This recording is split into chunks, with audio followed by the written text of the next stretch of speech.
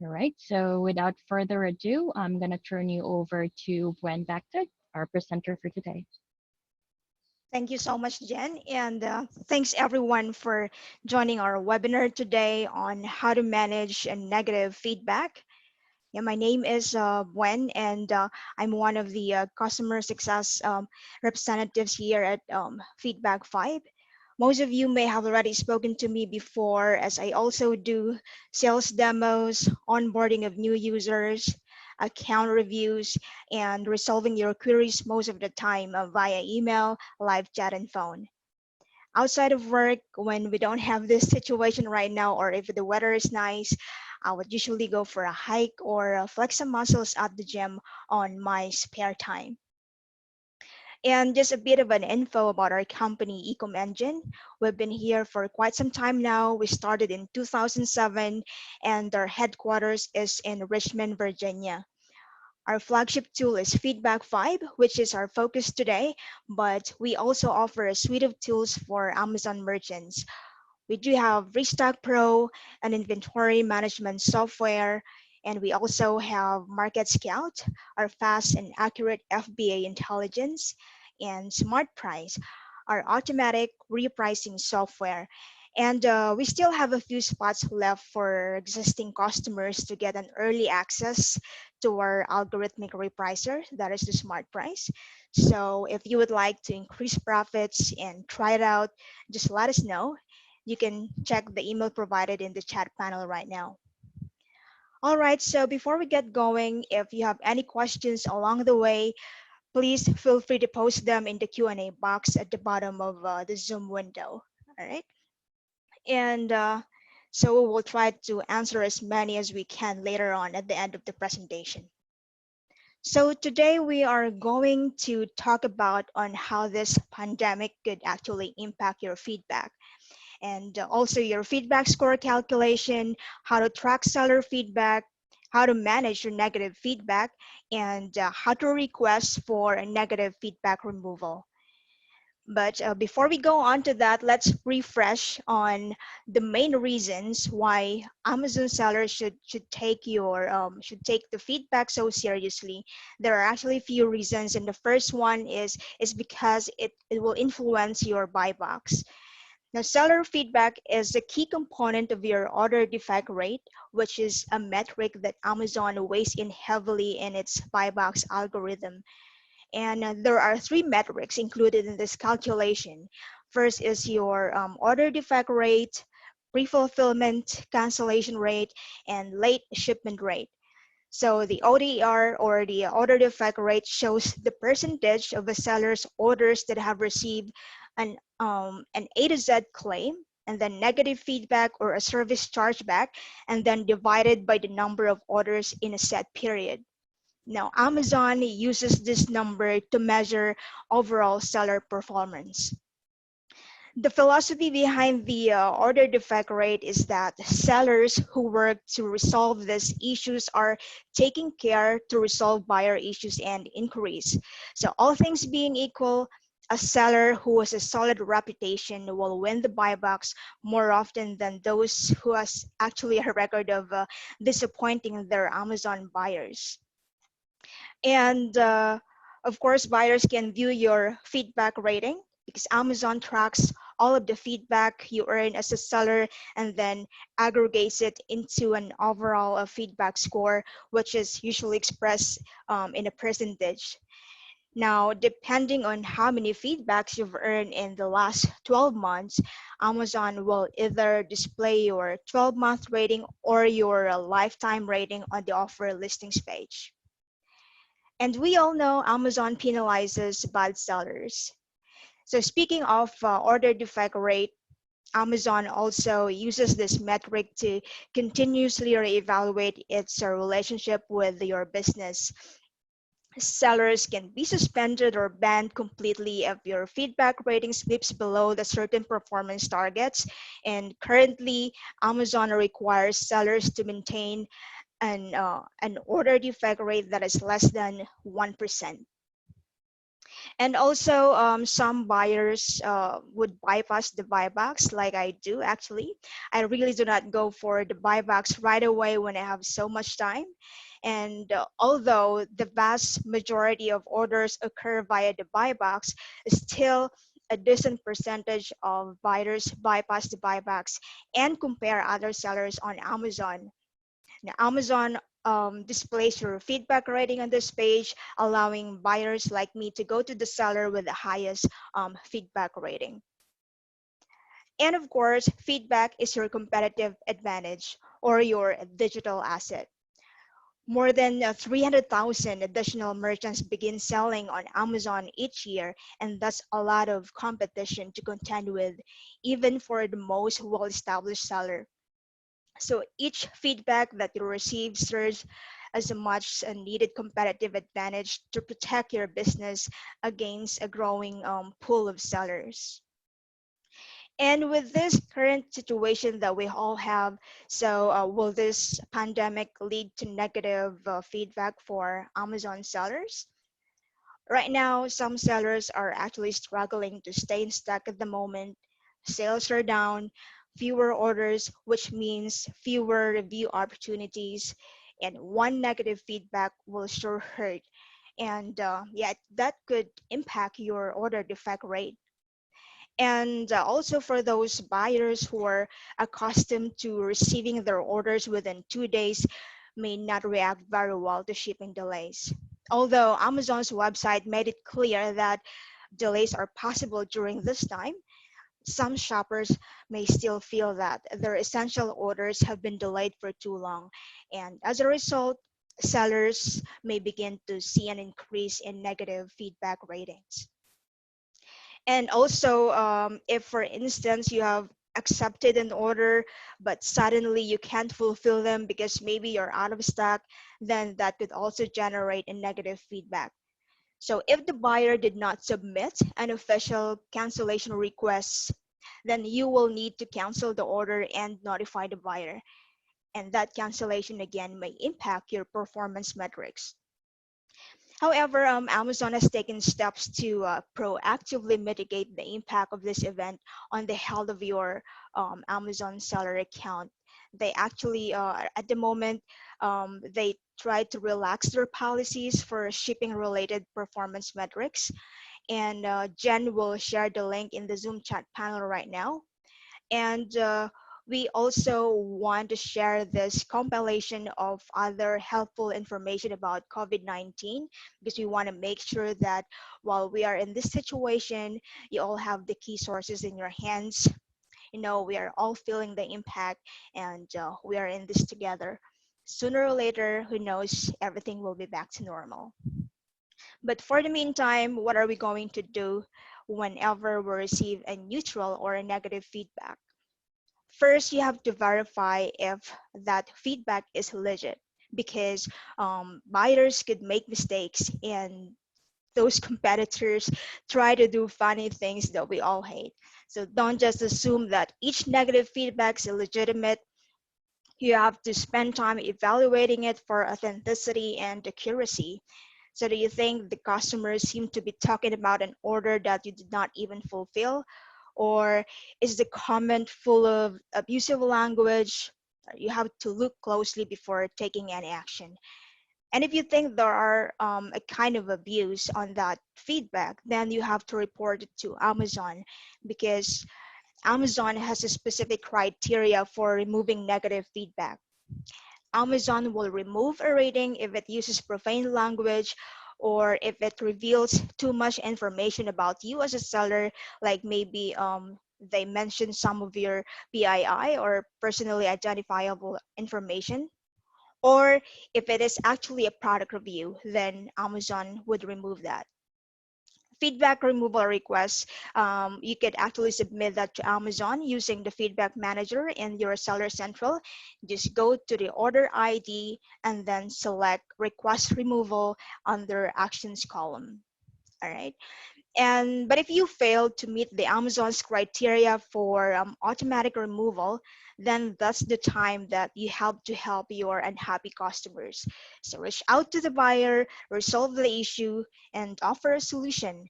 because Amazon encourages sellers to work with and happy buyers and seek to understand why they are actually satisfied. So try your best to resolve the negative feedback, because the buyers only have 60 calendar days to remove the negative feedback from the date of them leaving the feedback. So try harder to work with your buyers and resolve the problem that led to that negative rating. And after you have contacted your buyer and addressed their concerns, you can then politely ask them to remove their negative feedback. So Amazon actually allows this. You could ask a buyer if they can remove their feedback after you have addressed their concerns. And this could, managing your negative feedback can actually be done easily with your Feedback 5 account. So having this Feedback 5, definitely you will stay on top of your seller reputation. So right now, this is your dashboard, but the first thing that you want to do is to turn on the alerts to elevate your responsiveness to your customer ratings. So you have the option of getting an email notification or a text message whenever there is a negative review.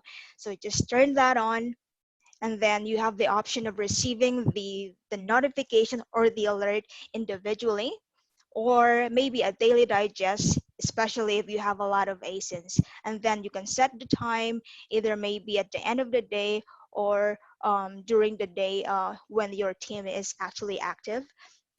And then for the text notification, you can just add your mobile number, but at the moment, this only works for a US number. All right.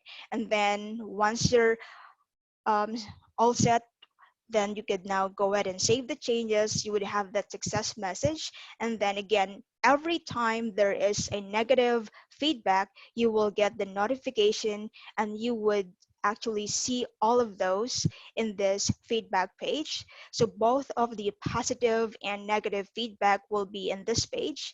And then you also have these filters on the left side. You could actually view it maybe by the fulfillment method or by the feedback ratings, positive, negative, or the stricken ones. And you could also filter that by the feedback date or order date maybe. And then you also have this filters that you could use for a quicker view, like a sudden happy emoticons. So you could have it for 7 days, or maybe in the last 30 days or the last 60 days of your feedback. And since I don't have a lot of negative feedback with this demo account, I could easily point out which orders actually have received a negative feedback. And so assuming that I have already reached out to the customer, the resolution has been in place, then I could go ahead and click on contact buyer. All right, and then I would get to this window. This is a generic email or the generic message that you could actually customize depending on how the situation go, or depending on the issue of the item or the buyer.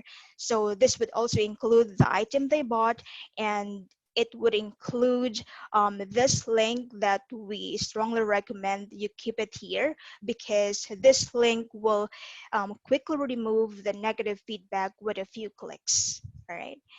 And once you're okay with the message, you can go ahead and send that. And then you would get that successful message. And let me just try to refresh that real quick. So after sending the message, it will also be indicated in your Feedback 5 account that a removal request has been sent on this date. So that's April 21, that's today, because I just sent the email. And if ever your buyer have already removed or they have updated their feedback, then you could take that as remove right now on your Feedback 5 account, and you will see you will no longer have the contact buyer link in here, because you could only ask once. All right. And then you could also add notes in here for your team to see. Maybe you could add the negative feedback, or you could add that it has been resolved, or the email that you have sent to your buyer. All right. So getting negative feedback actually is might be painful, but you just have to learn from all of those feedback that you have received. As painful as a negative feedback can be, it can certainly serve as a valuable learning opportunity for your business. So if you think there are certain ASINs that are more likely to cause negative feedback, well, with feedback 5, we could exclude those ASINs. So you just have to go onto your campaigns and then use the rules, exclude those ASINs. So automatically they will not receive any solicitation or any feedback and review requests. All right. Or maybe you could reallocate more inventory to FBA to avoid fulfillment delays if this is causing you a negative feedback, or could you maybe improve your packaging, those kind of things that you might want to ponder on when receiving feedbacks. All right, so I guess I could take your questions from here, and it looks like we have a few interesting ones, and I would be happy to answer some of them as we only have a limited time. But before we move to the questions, I would like to ask a favor from all of you. Just as you care about reviews, well, we certainly do as well. Now, Seller Central users have the ability to review applications that they are using directly in the Amazon Marketplace App Store. So we would really appreciate it if you would leave a feedback fiber review. The link is now being shared in the Zoom chat, so you can just click on it, open it in a tab, and then leave us a review right after this webinar. All right. So let me just check our questions in here. I comment on every negative review on the product page and have never got a response. Do customers ever get notified, or is this just a waste? Well, it depends on the customer's settings, because sometimes once they have already left a review, they have already removed all of their notifications from Amazon, or they have already opted out. So it's always still best to leave your public comment whenever there is a negative review, because that would also be reflected on you as a seller, knowing that you are being responsive. All right. And for the rating filter, it seems to be only positive, neutral, negative. Does it filter to negative if the review is 2 stars or under? Yes. So for the negative, you could that filter would actually work for reviews that are under 1, 2, and 3. Neutral, or that's the number 3 rating, is still considered a negative, because that will still impact your feedback score. And it says here, will it be possible to watch this video all over again? Yes, because you will receive the recording after this webinar. So can you explain the difference between FBA and non-FBA? So FBA, if your orders are being fulfilled by Amazon, and non-FBA if the shipping is being fulfilled by the seller. So usually you might hear that as MFN or FBM. So those are the non-FBA orders. I am getting many negative feedbacks that I did not get before this new system. They don't seem to be affecting my performance, so I presume they are FBA. Is this correct? That is right. So if the comment is actually about an FBA fulfillment, then Amazon will either remove that or strike it out. So that will not affect your performance or your ratings. We sell on all bigger websites and we only get reviews in Amazon. That's great to hear. What about feedback on the product versus feedback on the seller? Well, when you say feedback on the product, that should be product reviews. So feedback and reviews are not the same thing, although you may hear experts and coaches use these terms interchangeably. So in reality, feedback is seller focused, whereas Amazon reviews are product focused. And if the feedback is actually about a product, then Amazon should remove that because um, it's not about you as a seller. So you might want to request, or you might want to reach out to Amazon if in case it's not being removed. So aside from sending out messages to customers, what else can we do to remove negative feedback? Well, you just have to make sure that you reach out to the buyer and resolve the issue, because there is no other way to remove the negative feedback. It's only the customer who could actually remove the feedback. And make sure that when you are requesting to remove the feedback, you are still under the guidelines of Amazon. Remember not to offer or not pay any kind of incentive. How can we appeal the negative feedback with Amazon for canceled orders due to pandemic? Well, I think Amazon have shared or Jen actually have shared the link to Amazon, because they have posted a lot of information about this impact on your seller performance. All right, so I guess those are just a few questions that we could answer for now. But for those that we weren't able to answer right now, certainly we would reach out to you by email. All right, and again, this video recording will also be sent to you on your registered email. All right, so once again, I would like to thank you so much for attending this webinar. So when you have questions, please feel free to contact Feedback 5's customer success team. That's Feedback 5 at Ecom Engine. You could reach out to us as well through phone or through chat. Take care, everyone, and I wish you your safety. Cheers.